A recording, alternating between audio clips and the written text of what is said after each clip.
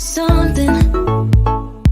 I've been down the darkest roads and up in the clouds, but I've always felt that something's missing. That was until I found you right there in the crowd. You came into my life and started a fire. You made me feel like I could touch the sky. Oh, there's nothing missing now that you're my desire. Now all I have to do is to make you mine. 'Cause I know, and you know what we could be. Like a song, like a perfect melody. Baby, don't say you don't believe in me. 'Cause you know, and I know, we're onto something good. You know, and I know, we got something good. Listen, I was back here singing like I was a rock star. Y'all know I love the theme song. I just can't get enough of it. And I think sometimes I play it. I ain't gonna say I think. Sometimes I play it when there's no show. So that tells you how much I love the show. Welcome back to the village, everybody. You know how we do. Like, share, blow up the comments. We have a phenomenal show coming up. This is National Women History Month. The whole month, we're bringing you quality content for the women. And today, let me tell you something. We have a special guest. His name is Ezekiel Bolden. He is a certified life coach with emphasis on relationship and on relationship coaching. I'm excited, y'all. And so he has a passion to save marriages and empower singles to find their life mate village. Make Mr. Bolden feel happy here on Conversations with Kim Talk Show. Where is he? Hello, everyone. Welcome. It's good to be here, Kim. I'm so glad you're here. I've attended a lot of your Facebook lives, and I see how you are giving out nuggets and wisdom and just empowering women. Absolutely, I love it. I love what I do. It's my calling. Yes. So listen, I know that you have a large female following. Yes. And you're married, so how did that start? Okay, so prior to becoming a coach, prior to meeting my wife, I was and prior to all the gray, I had a full chiseled face and six pack and prior military, and Okay. I was a woman chaser. Okay. And so I felt like I pursued women like the typical male would do. And so finally I was in search of something that could satisfy me. I didn't know what it was. And I thought it was women, but in fact it was one woman. And so when I met her, oh my God, everything changed for me. And so I went from pursuing women to becoming a father, a brother, a mentor to them. And I felt like it was what God wanted me to do, to give back to his daughters, to ensure that they are healed, that they are restored, and that they really, really, because you guys love differently from the way men love, and Exactly. and I feel like you deserve so much more. So my wife has empowered me and encouraged me to pursue that calling and help women in that particular area. Matter of fact, I just kissed her. She's headed to get her braids done. So I just kissed her right before the show to tell her goodbye. So she should be logging on right now, I think, when she's getting in the car. Yes. I virtually met her. And so just an awesome woman. I can't wait to, maybe have you both on at some point. But yeah, so it sounds like, you're using your years of practical experience to kind of use it as a type of therapy session to kind of help women navigate. Absolutely. And I think that's what, when you look at it, every person who's done something great, they didn't go it alone. They had some type of mentor or coach. It could be their father, their mother, somebody, their coach who inspired them and helped them to be better and do better. Well, that's what a coach is. That's what my calling is to the world, I think, specifically to women in relationships. Okay. Perfect. So let's go to the beginning. When we have little girls and little boys, a lot of times the little girls are kind of protected and, you stay in the house, don't leave off the porch, while the little boy's down the road and he's probably pulling some girl's hair and, touching her booty or something, being bad. That's what boys do. So how does that dynamic from growing up translate into, the women that you're meeting now? Woo, Kim, you hit it, man. I am so glad you asked that question. Here's the deal, and you're right. We raise our kids with different dynamics, male versus female, and we should, because they're different species, if you will. So, the problem is we spend all these years protecting our females, while we, especially from a father's standpoint, while we push our son to try to live through him to do great exploits. Our son can go and get in trouble and we be like, oh man, you got in trouble, I'm gonna whoop you. And while mama's not looking, you're hitting the table saying you better do better. But at the same time, y'all fist bumping each other. And my daughters couldn't date until they were 30. So wow. That's the dynamic that we do. When in fact, men, fathers, we help to establish the femininity of our daughters. Now, I know that sounds strange coming from a man, and most women would think, no, my mama taught me. No, your mama taught you how to be a mama.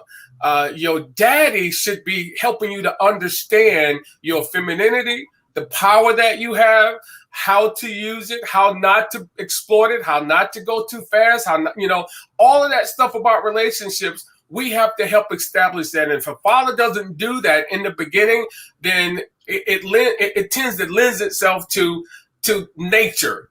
Men giving you those compliments, men, telling you how beautiful you are. And before you know it, you're gravitating to the words they're saying when you should have already been established from the words from your father. Yeah, so that's important. Wow. Yes. Okay. So you just said a whole conference worth of information right there. And so let's dissect some of that, because you mentioned several things. So can we kind of dial it back just a little bit, and let's talk about how would the father reinforce that with the daughter? How does that look like? What does that conversation look like? I'm so glad you asked. Okay, so it wasn't until my kids were teenagers that I recognized what I should have done. Now my daughters they're in their 30s now. But I didn't recognize until they were in their teenagers. So earlier on in their life, I was always taught to love them from my mom. So yes, we had an open conversation. I protected them, but I also made sure that I was their best friend. And oftentimes, if my daughters got in trouble or wanted to date, I would ask them questions like, why? Are you tell me if you're ready, tell me why you're ready, and of course it was mandatory that they hug their dad in the morning and before you go to bed. When you see me, I need a hug. I don't want to, hey dad, and we never grew out of that. So me telling them that they're beautiful, me telling them that they're awesome, me taking them out and treating them like they are women or ladies, like they're supposed to be treated, to understand the respect that needs to happen. And you have to respect yourself. At the same token, giving them the latitude to make mistakes, giving them the latitude to see where they're going to go with it. And give you a perfect example. I came home one day and from work, and my daughter was at the table. My wife was at the table, and my daughter was crying. She was crying uncontrollably, and I'm like, "Hey, what's going on? What's going on?" And I'm thinking that I'm gonna have to go and hurt somebody because my daughter's crying. I want to know what's going on. Right. And my wife says, "Baby, she has something to tell you." And I thought the worst. And so my daughter says, she says, "Dad, I let you down." And I'm like, "Baby, what happened? What'd you do?" She says, I had sex with somebody. And man, I just cried like, ooh, I didn't cry because she lost her virginity. I cried because she felt like she let her dad down, and that I had taught her and that I helped her understand how important it was and how she should have kept it till marriage. And so it made me feel fantastic knowing that I taught my daughters the value of their virginity, the value of what they possess. And by the way, both of my daughters are married, and they married in their 20s because daddy taught them how to be married and how to get married. So I helped to establish all of that early on in their lives. Okay. That's good. That's some good stuff there. So how does a woman who has children, maybe grandchildren, how does she navigate now? Because she didn't have that. She didn't have that father figure. So I'm sure that that's a lot of what you're dealing with. How does that conversation go? Oh, Kim, again, 95% of my clients are women. And I would say a great majority of those women, it's about relationships. They want relationships. I do have a small percentage just want to succeed in life, but the most of them are about relationships. So one of the first questions that I ask is this: who taught you how to date? And they say, no one taught me how to date. And that's the problem. And that's where it starts. You can't let society, TV, the media teach you how to date. You got to start. It has to begin at home. It has to practice. It has to know. You got to be able to set boundaries. You got to know what's negotiable and non-negotiable. I think one of the mistakes that we make as parents, and that ladies had to suffer from, is having guidelines. Or you got to have this list. Well, I changed that list to negotiables and non-negotiables. And so when you teach them that, if I gave you a hug on a date, is it a full body hug? Put that on a negotiable or non-negotiable. Does this person use profanity and very vulgar, and he wants to have sex on the first date? Is that a negotiable or non-negotiable? Is he a Christian or non-Christian? Is that a negotiable or non-negotiable? You gotta put them on those lists, and then the non-negotiable is going to be very, very small. But the negotiable list needs to be big and adjustable. And so, because there are a lot of things in life that what I've recognized is women put a lot of things on non-negotiable. He needs to be this, and this. Right. No. He needs to be alive. He needs to be breathing. No. There are some other non-negotiables that need to go on there. But your non-negotiables needs to be pretty small, and your negotiables need to be big. So that's really the key where we are today. And I did list a few things that I think women ought to know. No matter what age you are, that you start dating or whatever, there are some key points that I want to bring today when we get a chance to share with you. No, let's go ahead. Fire. Go ahead. Okay, good. Well, I'm going to look down for my notes, okay? So the very first thing is that women, you got to know that you all have all the power. You have all of the power. The problem is you don't know how to control that power, okay? Beyonce said it best. Women rule the world. Ladies rule. You guys have it all. As a matter of fact, let me give you a perfect example from a biblical standpoint. So Adam and Eve was created. Adam was created first. Adam runs everything, right? Sure he does. And as he runs everything, he sees two of these and two of them and two of those, and he decides, wow, it's two of them, but it's only one of me. And God says, Adam, you're created, like me. You can do everything. You got all of it together.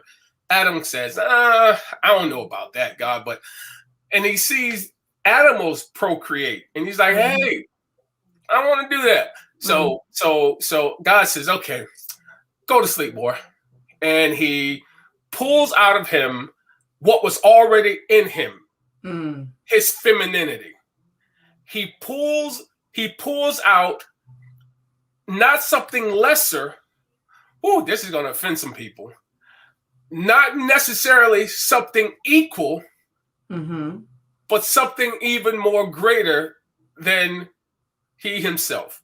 And here's why. You don't make a chaperone equal with the person that they're chaperoning. You don't make that chaperone has to be experienced, has to be able to multitask, has to be able to know more than what that individual does. So now here comes Eve. And Eve, oh my God, Eve was so amazing. Even God says, whoa, man. And he created woman. And so she's, man, you women are just phenomenal.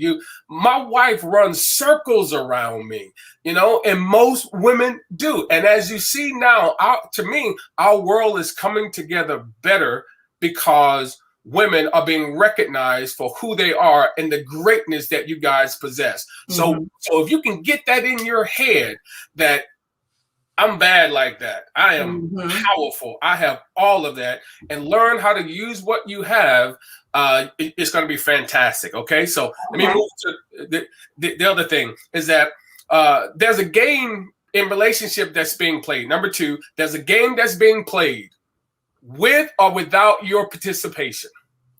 And I hear women say all the time, I'm not going to play no game. Well, if you're not going to play the game, then you're going to miss out. That's what's going to happen because the game is going to be played with or without your permission. Well, I'm grown. I ain't got time for games. Listen, men, or not men, the game of relationships is played at all ages. Even when you're in your 50s and 60s. I had a client who was online dating. She was 62 years old. And she met a gentleman out on a date. The date didn't go well. The man was rushing, only to find out that when he left on one side of the restaurant, he had another date on the other side of the restaurant, playing games. And they are 62. So listen, here's a motto or a mantra that I have, and I want every woman to get it and put it in their brain and accept it. And that is, don't hate the players, master the game. Yeah. If you understand that, it's going to be played with or without your permission, but you can win. It's set up for you to win. You have all the necessary tools to win in this game. Okay. One of the things I always say is learn the rules of engagement and play well. Absolutely. That's it. And that's it. See, that's a woman put her touch on what I just fumbled over. You got it. That's exactly what it is. Okay.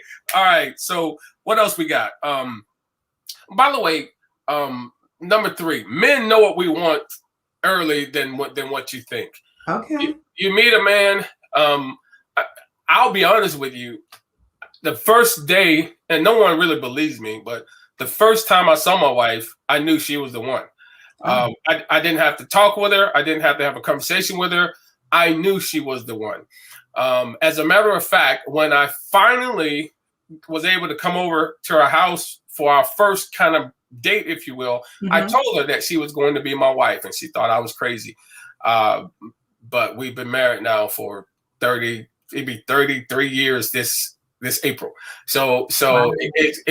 We know early. We don't have to wait. We don't have to get to know you.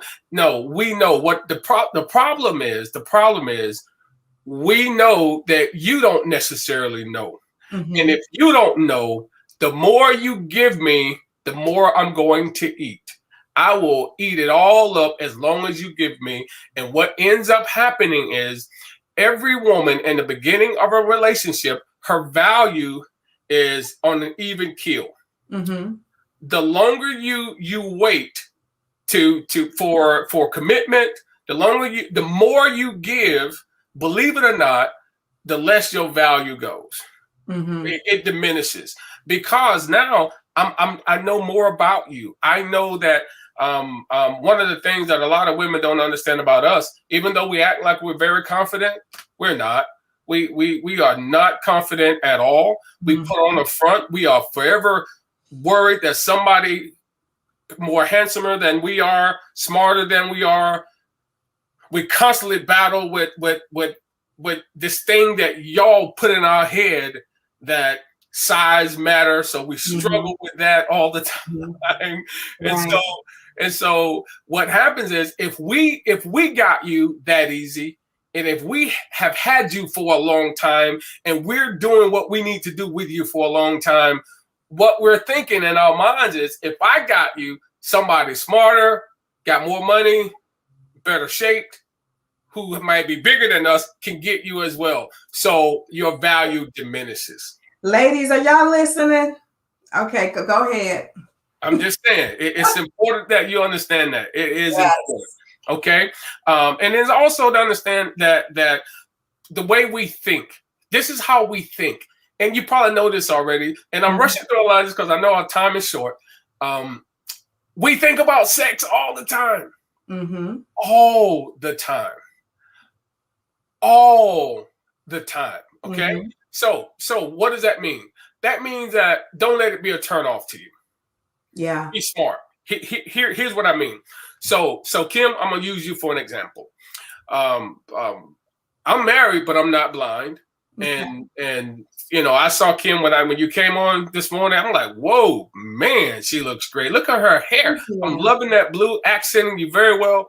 And then when you came on initially, when it shows you a picture, as a man, I see those hips, I see the waist, I see breasts, I see them big lips. And what I've done is already undressed you and done what I wanted to do with you in my mind. Mm-hmm. So now, and I'm single now. I'm just saying that I'm single. And so we decide that I meet you and we go on a date. Mm-hmm. And most of my conversation is going to be how fine you are, how great you look. You know, how you look great in those jeans. Mm-hmm. Don't let that be a turn off. You got to already know that that's how men think. Right. So you got to steer that conversation. You got to be in control of that conversation. Remember, I told you in the beginning that you guys hold all the keys. You got all the power. You just got to know how to control it. You control all that in a relationship. And if you don't, if that kind of stuff tickles your fancy with these compliments, you got to already know that you bad like that. You already know every part of a woman is a tool in your arsenal, from the tip of your head all the way down to your feet. Men have fetishes with hair, with lips, with eyes, with toes, the way you walk, the way you sway. For a long time, y'all thought you got to get a firm butt. I don't know where that came from. Men don't like firm butts. Men have firm butts. No. I'm just saying. So it's a lot of things that you gotta understand and gotta know how we think. And if you understand that, you know, you won't get turned off by things so quickly and so fast, because we are primates and we haven't evolved as much as you women have. Okay, that's important, and that's not an insult to us at all. We're very intelligent beings. It's just that we're simple. It is A plus B equals C. With you guys, it's A squared times infinity, and it gets a little rough, you know. So carry the one, and you know, exactly. All right, 3 more things, and I'll be done, Kim. I'll be over for questions. Okay. Number I forgot what number. Number 4. We have primate natures. We haven't evolved, but you guys have evolved. And our greatest weakness is our ego. Use that to your advantage. Okay. Now, while we're giving compliments to you, flip that around. Flip that. Oh man, that beard is something else. What do you use to keep? Is it salt? You mind if I touch it? That kind of stuff freaks us out. Wow, your eyes are so pretty. Listen, your skin. What do you use on your skin? What kind of skin? All of that stuff. It will cause us to, soap and water, Right. and we begin to shift, and we become the prey, so to speak. And not, you got to understand the dynamics of who we are. And sometimes because our ego, again, if we're talking too much about something that you don't like, don't be a turnoff, don't insult us, but be able to say things like, wow, you're very attractive too, but I'm not going to try and rush. I'm not going to make my whole conversation about how fine you are. I hope you don't for the rest of this evening. Right? Yes. Yeah. You got to be able to, and right then he knows, oh, wow, I got to respect this woman. Let me back up a little bit before I blow it. Yes. You see? So all of that is important, understanding how to handle that conversation with us. Okay. And then, and the last B on number 4, if you will, is that we compete for everything. It's always a win for us. And you were talking earlier about, you asked me earlier about how women and men are reared. Boys, we are reared for competition. We come out playing cowboys and Indians. Right. If you got boys, when you take them anywhere, they find other boys, they race, they fight, they wrestle. That's how, and that's what helps determine our rite of passage, if you will, us winning something. We got to compete to win. So if you understand that, ladies, man, you can just rule the game, because you guys could help us to win in so many different ways by small wins. If we gave you a compliment, and most men try to say stuff like this: wow, Kim, your hair is so stunning and you're so beautiful. I bet, but you know that already. Watch this win. I do know that, but it sounds different coming from you. I appreciate that. Wow. And you just, and you just, yeah. And now he thinks, boy, I'm all that in a bag of chips. Right. Please. But anyway, okay. So, number 5, embrace your assets as a woman. All right. Thick is not in. I'm sorry. Just going to be honest with you.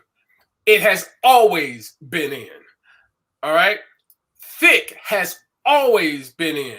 All of y'all who trying to get to the skinny place or lose all this weight, you do what you do, what's best for you and your health. But thick, BBW, big boned women have always been in. So embrace that. Embrace your bigness, girl.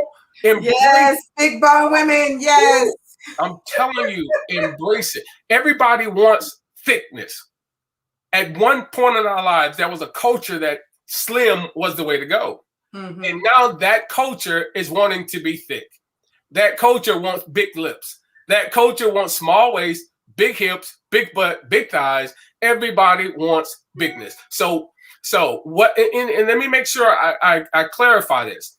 If you don't have big anything, embrace the fact that your most powerful weapon that you have. Now, please don't take it personal. Don't take it wrong when I say this. It's not your brain. It's your vajayjay. We will swim oceans and run marathons, 100 miles marathons, not for your brain, but for your vajayjay. Okay. I'm just being honest with you. That's why so many people are in trouble right now. So many men have fallen. So many kingdoms have diminished because of the power and the search for the vajayjay. Understand that. So embrace, and I teach a course about embracing your femininity. Embrace your lips. Like right now, Kim, you look absolutely amazing, and there's no secret that you got small lips. I mean, big lips. So if you were to put on no lipstick and just lips. I would say, no, you're not embracing that. You need to put on that red lipstick to make them stand out even the more. You know, you got to wear clothes that accent whatever you want to accent. So it's important that you embrace that. Okay. Wow. Listen, I got to have you back. That's all I can say. We don't even have enough time to kind of get in here. I know. I know we have fun. Yeah, I know that the chat is blowing up. Listen, I definitely want to try to find a day to even just bring you and your wife back, and maybe just have a 1 hour special or something later in the season. But you know, thank you so much for coming. Welcome. This is definitely the icing on the cake for National Women's History Month for sure. Absolutely. Hey, Kim, you can have, by the way, all of my coaching is free. I'll give, when I say free, I mean that we can talk and we can communicate, and I'll try to answer any question that you have. If anyone wants one-on-one coaching, it's a fee for that. But any question that you might have, you can text me, you can email me, whatever. My wife and I, we answer questions, marital questions, single question, whatever we need, we'll try and help you best we can. Okay. Well, thank you so much. I appreciate it. Oh, you are so welcome, Kim. Thank you. All right. Okay. Listen, Village, that was phenomenal. You know, we all need coaching. We all need somebody to help us navigate. You know, we came up in different environments and we don't know everything. And when you have a man who has been out there and understands what the hunt is, what the game is, and he's sharing those things to empower women, listen, that's somebody you want to talk to. I am super excited about this episode. Please come back next week. We have Tracy Leitner, and we're going to be talking about woman-to-woman conversation. You don't want to miss it because we're going to deep dive into some intimate conversations for women. Thank you, Village. Just remember, silence creates distance, but conversation with Kim builds the village. Thank you. Bye-bye.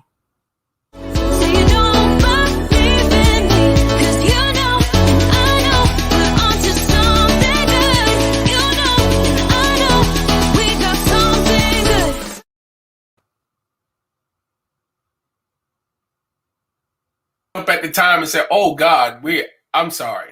It's still